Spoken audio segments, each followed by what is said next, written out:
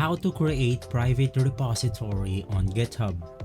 This is a step-by-step guide so you will be able to follow easily. So I'm already logged into my account right here. Of course, you can go ahead and create a new repository if you want to, or you can just go ahead and select your previous repository. In my case, I'll go ahead and click on the new button, and from here we then have to name our repository. Right after, just go ahead and click on create repository and we should be good to go. But before that, we have our public or private repository right here. You can just go ahead and choose the private one and click on create.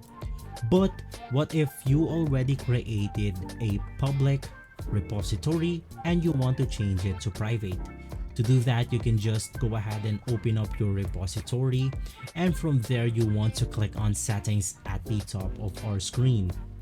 Then inside settings, scroll all the way down to the danger zone, and you will then go ahead and see the change repository visibility.